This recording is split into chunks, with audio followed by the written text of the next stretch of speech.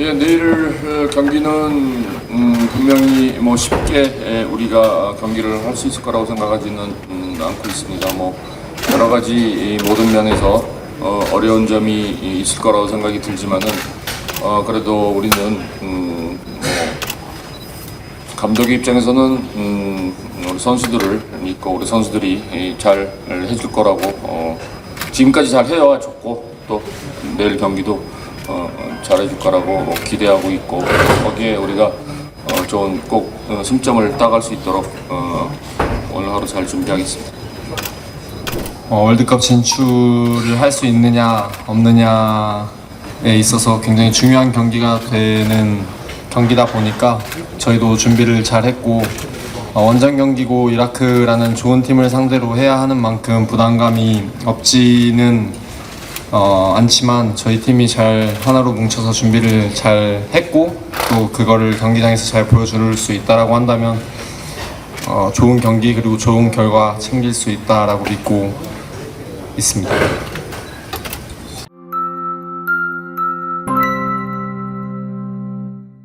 안녕하세요. 볼리TV 서영욱입니다. 대한민국 축구대표팀의 이라크 원정 경기, 이번 북중미 월드컵 3차 예선 9번째 경기를 치르기 위해서 떠나 있는데요. 상당히 좀 쉽지 않은 경기가 될 걸로 다들 예상을 하고 있습니다. 우리 팀 상황도 그렇고 현지 분위기도 그렇기 때문에 아무래도 홍명보 감독을 비롯해서 우리 선수들 모두 좀 부담을 많이 갖는 원정 경기가 될 텐데요. 하지만 월드컵 본선 진출 가능성만 놓고 보면 그렇게 크게 우리가 부담을 갖진 않아도 되는 상황이긴 합니다. 제가 어제 김희준 기자하고 같이 찍은 영상에서도 말씀을 드렸습니다만 우리가 월드컵 못 갈 경우에 경우의 수를 따지는 것도 그렇습니다만 굉장히 그 가능성이 낮기 때문에 그런 부담은 거의 현실적으로는 존재하지 않는다고 제가 믿고 있는 부분이긴 합니다. 자, 우리는 피파 랭킹이 23위고요. 이라크는 피파 랭킹이 59위입니다. 상대 전적에서도 우리가 10승 12무 2패로 12무 2패로 크게 앞서고 있는 상황이고요. 지난 10월 맞대결 때도 홈에서 우리가 3대2로 승리를 했는데 물론 이기긴 했지만 좀 아쉬운 경기였죠. 역습 상황에서 우리가 실점을 좀 계속 했기 때문에 오세훈, 오현규, 이재성 선수의 연속골로 승리를 하긴 했습니다. 기록을 보니까 2007년도 아시안컵 4강전이 우리가 이라크한테 졌던 마지막 경기였습니다. 그때 이라크가 우리 이기고 결승 올라가서 이제 우승을 했었죠. 아시안컵에서. 이제 그 경기는 우리가 승부차기로 0대0 이후에 승부차기로 패배를 했기 때문에 공식 기록으로는 이제 패배로 되어 있지 않고 공식 기록으로 우리가 풀타임 경기에서 패배했던 것은 마지막 경기가 1984년 LA 올림픽 최종 예선이니까요. 진짜 오래전 일이죠. 물론 최근에 아시아권에서 전체적인 어떤 상황 평준화가 이루어지고 있긴 합니다만 그래도 이라크 상대로 우리가 쉽진 않겠지만 이런 전적을 봤을 때 자신감을 갖지 않을 이유는 없다. 자, 그래서 이번 경기에 우리가 초점을 맞춰야 되는 부분이 뭔지를 제가 좀 요약을 해서 한번 경기 시간이 그렇게 많이 남질 않았으니까 다시 한번 좀 환기를 시켜보면 첫 번째로 이라크 원정 그 자체가 이번 경기에서는 굉장히 큰 키포인트입니다. 1990년, 그러니까 벌써 1990년 2월이더라고요. 제가 보니까 바그다드 원정 친선 경기를 했던 이후로 35년 만입니다. 이라크 원정 가는 게. 그동안 이라크하고 했던 것은 중립지역이라든가, 호메이라든가, 이런 곳에서 많이 했었기 때문에 선수 중에서 이라크 원정을 경험한 사람이 전혀 없더라고요. 홍 감독은 선수 때 갔다 온 적이 있고, 그만큼 굉장히 우리 선수들에게 좀 낯선 환경이고, 낯선 어떤 분위기다. 게다가 지금, 이게 가장 큰 문제죠. 고온이 대단합니다. 현지 보도에 따르면 제가 이제 구글 웨더를 살펴봤는데 최고 온도가요. 오늘이 39도고 내일이 42도입니다. 오늘 저녁 7시 기준으로 이제 기온이 33도가 예측이 될 정도로 이거는 열대야를 뛰어넘는 엄청난 그런 더위라고 할 수 있는데 경기 시작 때는 현지 시간으로 밤 9시 15분 기준으로 봤을 때 섭씨 30도 밑으로 내려간다고는 해요. 하지만 그래도 이 지역이 지금 폭염주의보에 해당하는 익세시브 히트라고 돼 있었나? 그렇게 될 정도로 정말 지금 뜨겁습니다. 그나마 다행인 거는 지금은 제가 오늘 최고 온도가 39도라고 말씀드렸잖아요. 다음 주는 43도에서 49도까지 올라가. 아니, 49도면은, 걸을 수가 있나? 아무튼, 그 정도로 지금 폭염이 막 쏟아지는, 그런 도시에서, 바스라에서 경기를 하게 됩니다. 훈련을 실제 이제, 경기가 열리게 될 바스라 국제경기장에서 선수들이 이제, 그 도착한 날 그리고 어제 이렇게 진행을 하긴 했습니다만 선수들이 굉장히 부담 많이 느꼈다고 해요. 스트레칭, 뭐 피지컬 훈련, 공격 패턴 훈련 이런 위주로 했다고 하는데 이틀 이제 훈련을 하고 경기를 하는 거기 때문에 사실 뭐 시차도 시차지만 이런 현지의 기후 환경에 대한 적응 자체가 상당히 좀 부담스러운 그런 상황이긴 합니다. 그래서 이번 이 경기 제가 이제 포인트 몇 개 짚어준다고 말씀드리면서 첫 번째 포인트로 이라크 원정 그 자체라고 했던 게 이제 이런 데서 비롯되는 거죠. 그리고 이런 환경 덕분인지 이라크가 참고로 홈 성적이 상당히 좋습니다. 홈이 극강이에요. 2019년 바레인전에서 0대 1로 패배한 이후에 지금까지 A매치 19경기를 홈에서 했는데 홈 경기 성적이 15승 3호 무패입니다. 이거는 우리보다도 홈에서 강하다고 봐야 되는 압도적인 뭐 패배가 없는 것도 없는 거지만 15승 3무예요. 그 홈에서 이제 강한 팀이다. 이렇게 좀 보면 될 것 같습니다. 자, 그리고 두 번째 포인트는 공격입니다. 우리가 지금 공격이 썩 그렇게 자신감을 갖기가 어려운 상황이죠. 손흥민, 황희찬, 이강인 선수는 일단 시즌을 다 마치고 오기도 했습니다만 시즌 막판 출전 시간이 좀 급감을 하면서 컨디션을 좀 장담할 수가 없는 상태죠. 요 세 선수가 우리 대표팀 공격에서 상당히 많은 지분을 차지하고 있었던 것을 감안하면 우리에게는 좀 부담스러운 요소입니다.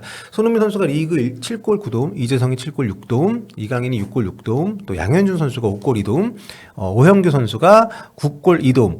이렇게 유로파 선수들이 우리가 올 시즌 활약이 그렇게 나쁘진 않았습니다. 스탯으로 봤을 때는 그 유로파 선수들의 리그 득점하고 이제 골 기록을 제가 소개를 해드렸는데 그 리그 공격 포인트만 합쳐도 대단히 많은 숫자가 나올 정도로 그만큼 영향력을 가진 시즌을 보냈는데 다만 시즌 막판으로 와서는 조금 아쉬움이 좀 있었죠. 특히 이제 주전급 쪽에서는 이재성 선수를 제외하면 시즌 막판에 뭐 꾸준한 출전이라든가 아니면 꾸준한 공격 포인트 양산이 좀 잘 되지 않았던 그런 시즌을 마무리하고 왔기 때문에 설령호 선수가 뭐 6골 5도움으로 공격 포인트도 좋고 시즌 막판 활약도 좋았지만 뭐 설령호 선수 수비수이기도 하고 아무튼 근데 이 유로파 선수들의 기록을 최근 1개월로만 이렇게 잘라놓고 봤을 때는 더 좀 상황이 확실히 시즌 막판에 좀 불안했다는 것을 볼 수가 있습니다. 대표팀에 합류한 유로파 선수들 가운데 최근 한 달 동안 득점이 두 골밖에 없습니다. 황인범 선수가 페이노르트에서 올 초에 한 골이 있고 양현준 선수가 이제 그 셀틱에서 한 골이 있고 굉장히 좀 그렇죠. 시즌 막판의 기록이 시즌이 끝나고 나서 치러진 오늘 이라크전을 앞두고서는 그렇게 긍정적인 부분은 아니다라고 할 수 있는 거죠. 반면에 공격수 중에서는 이제 K리거 전진우 선수가 압도적으로 돋보이는 폼을 보여주고 있습니다. 최근 한 달 리그에서만 무려 5골을 혼자 넣고 있기 때문에 K리그 보신 분들은 전진우의 최근 위험에 대해서 많이 알고 계실 텐데 문선민 선수도 최근 활약이 좋고요. K리그 선수들 중에서는 그러니까 K리그 선수들이 아무래도 리그가 한창 진행 중이고 지금 한창 폼이 끌어올려지는 상황이기 때문에 이런 6월 경기 같은 경우에는 K리그 선수들을 어떻게 적절하게 활용하는지가 굉장히 중요한 요소가 되지 않을까 싶습니다. 그리고 세 번째 포인트는 이제 김민재 선수의 이제 공백인데요. 사실 김민재 선수가 빠진 이후로도 뭐 수비수들의 뭐 실수래거나 어떤 센터백들의 어떤 조합 미스로 인한 우리가 수비 약점이 드러나거나 이런 부분들은 크지 않았습니다. 다만 여기서 말씀드리고 싶은 것은 이제 그 빌드업 부분이에요. 김민재 선수가 센터백으로 선발 출전함으로써 우리 대표팀에게 주는 여러 가지 이제 그 플러스 요인들이 있지만 그 중에 저는 빌드업이 가장 좀 큰 요인 중에 하나라고 생각을 하거든요.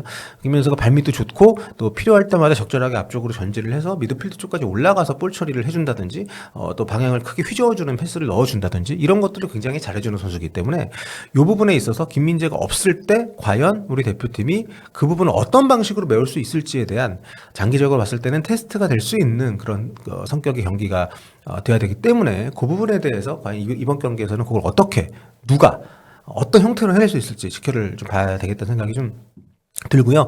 그래서 결국 이제 골을 우리가 얼마나 넣을 수 있을지에 대한 초점이 이 김민재 선수의 공백하고 또 좀 맞닿는 면이 있다는 거죠. 심지어 이라크가 이번에 그 주포인 아이맨 후세인 선수가 그 징계 때문에 못 나오는 상황이다 보니까 아무래도 이라크는 홈 경기지만 이 경기 무조건 승점을 따야 되기도 하고요. 굉장히 저는 보수적으로 나올 거라고 보거든요. 좀 잠그는 방식의 경기 운영을 할 거기 때문에 수비수들이 어느 정도 전진을 해서 빌드업에 좀 도움을 주는 그런 부분들이 필수적인 요소라고 봐서 이 부분도 중요한 포인트로 한번 꼽아봤습니다.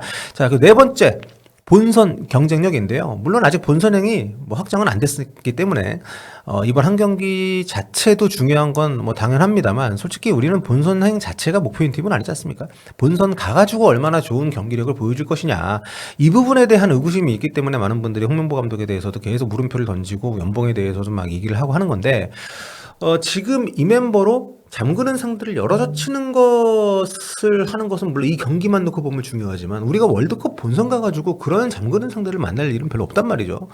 1년 뒤에 최상의 스쿼드를 만들 수 있는 역량과 플랜을 이번 경기를 통해서 보여줘야 된다고 생각을 하기 때문에 새 얼굴 발탁의 보수적인 부분이 그래서 좀 아쉬운 면이기도 하고 아무튼 그래서 기용적인 부분에서라도 좀 더 어리고 경험이 좀 적은 선수를 기용을 해서 이런 적극성들을 활용할 수 있는 그리고 상대가 잠갔을 때 그걸 뚫는 부분들도 중요하지만 결국에는 아까 앞서 말씀드린 김민재 선수 공백 때 얘기했던 것하고 통하는 부분인데 빌드업해서 하프라인을 넘어가는 그 과정에 대한 중요성도 저는 이번 경기에서 우리가 눈여겨볼 만한 부분이 아닌가 생각합니다.